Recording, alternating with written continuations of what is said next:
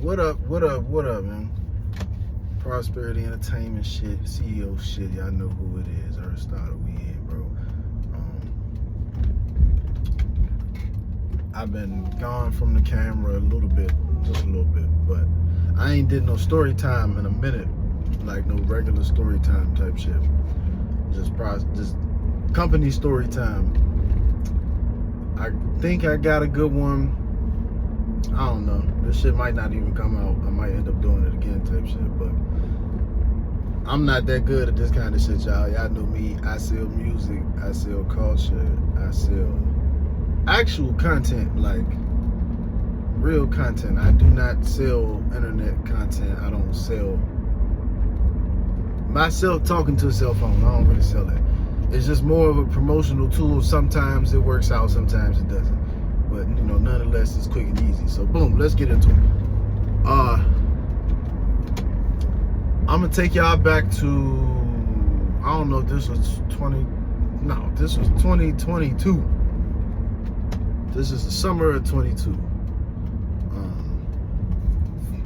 We were still in lockdown. This is like the last stages of quarantine. Like, I think we was running like 50% as a nation on the quarantine scale. So like still everything was at like operating at half capacity. You know, we was half the people was in the house, half the people was, you know, back working.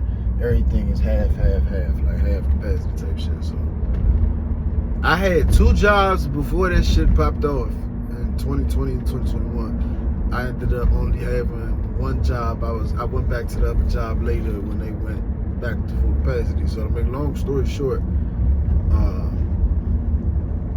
visuals became more important. Like before the pandemic, you know, visual content was super subjective as an artist. It was just something that you was into or not into.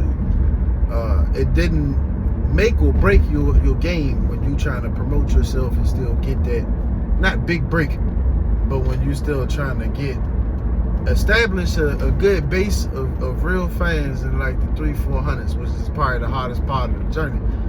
So, y'all know me, I wasn't throwing no visuals whatsoever, like zero. I do like a mixtape announcement here and there every once in a blue moon, shit, little shit like that. Never nothing crazy. So the first time I ever did that was, what's the name of that shit? Behind the Beats. I had a show, I don't even know what the fuck happened to IGTV. I think they discontinued that shit. But if you're a real one, you remember IGTV, Instagram TV. It was like Instagram's version of YouTube, but a little different. Some shit that only lasted during the pandemic for whatever reason.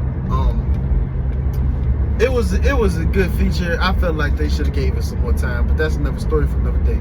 I had a show called Behind the Beats. I made that shit up out of thin air, pretty much because I had connected with a bunch of new producers between 2020 and 2022. Like I had a big ass producer network, like niggas I really talked to every week or so.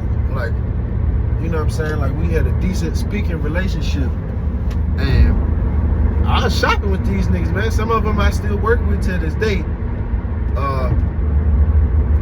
And when the whole movement of visual content is going on, I'm like, all right, let me figure out how I can get in where I fit in type shit, where it makes sense though. Not just looking gimmicky like you trying to ride trends. So boom, I do that. YouTube, IGTV. It was a success immediately on the gram, man. But I'm gonna tell you what happened. The producers fucked it up. It was one producer in particular that fucked it up. It's not even a situation where I care enough about what he fucked up to even say his name. It's not worth it. And I don't think he did the shit on purpose. It's just, if you might have heard your grandma or your mama say to you before, don't be writing checks that your ass can't cash. And that was a classic case of that. A nigga wrote a check that his ass couldn't cash. So boom, I didn't even know this had been done before. So I pretty much wanted to get all the producers together. I wanted to interview them one by one. So I had 8 producers. I interviewed them all one by one. And then we had a beat tournament. You know, this is at the time where it was like Manny Fresh versus Scott Storch, Super Heat. I can't remember if that Dr. Dre joint went down or not. I know Timberland and somebody, I don't know if it was Dre and Timberland. I know Timberland did one though. And then it was Scott versus Manny, which is my favorite. So I was super inspired watching that. You know, it kind of got to a point where beat battles were there was more for the fans than the rap. I ain't gonna say it was more entertaining, but it was more for the people. It was more for the community than the rap verses. So like, I was inspired. I say, boom, we gonna do this shit virtual style, just like how they was doing at that time. That's what made it like super cool. We could hop in that same space because it was still locked down. So they was doing that shit from their studios. It was virtual. So we do the interviews. That was episodes 1 through 8. We market that, good marketing. Everybody did a good job of promoting, marketing, and all that good shit. We got good numbers. So I put out a mixtape with every song that I did with each producer, every joint. Now, there was only one producer, the same producer that sabotaged the show. I just figured it out. Me and him never worked together. I was trying to work with him, but he one of them Kanye West ass motherfuckers. Like, he just be thinking too much when it comes to, hey, you got a beat, how much you want for it, and you know what I'm saying? Like, yeah, is it a basic? You know, is it a one-stop shop? Meaning, is all your leases the same, or do you have options type shit? That ended up being too much for him, so we didn't get a chance to do nothing at that time. I was still planning on working with him, but coincidentally, that's the same nigga that pretty much ruined the show. So beat tournament comes around. It was supposed to be a series, like a tournament, beat battle tournament. All 8 of them niggas, and they all knew about it. They all was like, they was with the shit. They was the ones telling me like, yo, that's a great idea. Like, I'm on board. Like, whatever you want me to do, whatever you need me to do, just let me know ahead of time. I'll make sure I'm free. Boom, boom, boom. So I had seating set up for this tournament, like basketball type shit, football type shit. 1 versus 8, 2 versus 7, 3 versus 6, 4 versus 5. Y'all already know, if you're a sports fan, you know how that shit go. Boom. I do the seating for the tournament. We did trivia, and I'm gonna put out all this shit because these niggas owe me views, because I did big work. And if y'all remember what I was going through at that time, like, I was working my ass off. I really ain't had no business doing no music, nothing, no TV, nothing. But I care about my brand, I care about my business, so I gotta show that I can survive storms, which I can. So boom, I did it. I worked hard on it. I did it. The trivia went great. The trivia went more viral than any of the interviews. So now I got real hype. Majority of the followers that's on my Prosperity page right now came from that time. It came from that era of promoting that. It was people in Kentucky. It was people in Orlando, Florida, Vegas, not Atlanta, but like Savannah, you know, other parts of Georgia, Marietta, shit like that, South Carolina, you know what I'm saying? Who else? Pittsburgh, like cities that I've been tapped in with ever since, all for this one movement. So I'm like, bro, this about to be the one. Prosperity TV, the TV division, that just came out that same year. I said, shit, we about to take off quick, because it's a lot harder for me to reach all of these places and get love in these places when you just promoting records. There's more politics in this shit. We got the beats going. We got all these different producers. I got producers from Connecticut. We got producers from Kentucky. My man that's from the city, shout out to Infinite. He participated for me. My other man's Andy Reed. He's based in North Carolina now, but he's from Northwest DC. I got him to participate. Who else? There's another whole ass nigga. He ain't getting no shout out, but he from Maryland though. He a local, right? I had strong candidates all over the U.S. for the most part, touching different parts of the U.S. So now it comes down to matchups. Like, seeding is done. Everybody know what seed they gonna get. So now we booking matchups. I'm gauging who's got the most interest in matchups. So there was a inner city matchup in Louisville, Kentucky. I bullshit you not.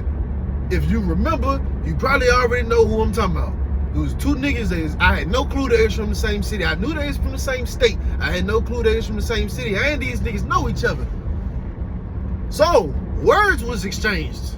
Like, not no wild shit, not no gangster shit, nothing like that. But words was exchanged, shit talking. Now, I'm thinking on some man shit, I'm thinking, oh, it wasn't no disrespect, no threats, no like niggas talking about each other mothers, talking about each other bitches and none of that, right? So I'm thinking, bro, this is great for promo. This is excellent. These niggas is talking smack, they talking shit. Cool. I'm about to really get on my Floyd Mayweather, my Don King shit. I'm about to sell a fight. That's all we doing. And I checked in with niggas in between time, made sure everything was cool. In case anybody ain't feel comfortable wanting to do the battle. Ain't nobody say shit.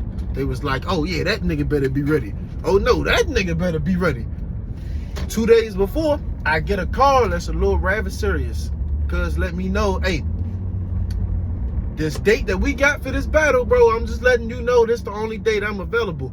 Because I'm going to Atlanta to do a in-person beat tournament. I said, oh shit, that's serious business. He's like, yeah, cash prize. So I'm big prepping for that one. I got a small deck put together for your tournament that's virtual, but I'm really prepping for this tournament that's cash prize. So I say, oh yeah, big bro, you doing the right thing. Hey, I'm gonna make sure everything for us to get that shit up out the way. Have a safe flight in the A, bro. Let me know how that shit go. Cause we cool. Me and dude, we still cool. Now the other nigga that did what I'm about to tell y'all, we was cool. Right on cue, he just stopped talking to me, right? So it's the day of. We on Zoom? We was on Zoom, I think. Yeah. Bro, we waited in the chat for 40 minutes and we got I was on Zoom, but then I went live from another device, I think. Or I went live at the same time I was on Zoom. And we had about 16 people in the live. I've never had that many people in no live in my life. And I only went live, I can count on one hand, two hands how many times I went live on neither account, right? We waited. I'm blowing this nigga's phone up because he's embarrassing me. Making me look like a sucker. He making himself look more like a sucker, but he's embarrassing the shit out of me, right? So the nigga tells me, oh, my bad, bro, I can't make it. I didn't realize it was today. And he's full of shit. I can say this now, he's full of shit. I know he's full of shit. He was running his fucking mouth. It was the day of. I don't think the nigga had no beats ready. You know what I'm saying? He had been doing like snippets and all that shit, like previewing what he was gonna play in the beat battle and everything.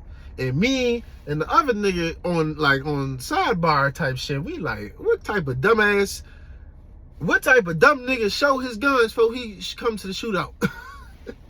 But we like, fuck it. You know, shit might be heat.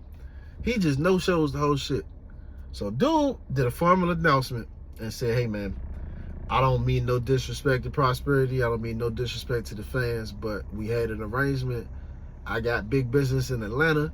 Both of them niggas know I had big business in Atlanta. Shorty dropped the ball. I apologize. It's not going down. We moving on. When that happened, Andy and Infinite was up next, and I was in DC. That was some DC versus DC shit. I could not get those two scheduled. Like, I could not get them free at the same time.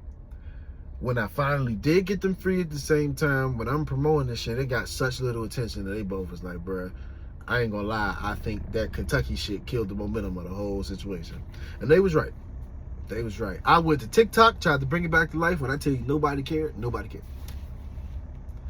And that shit was fucked up because fuck the numbers. I wasn't even worried about no numbers.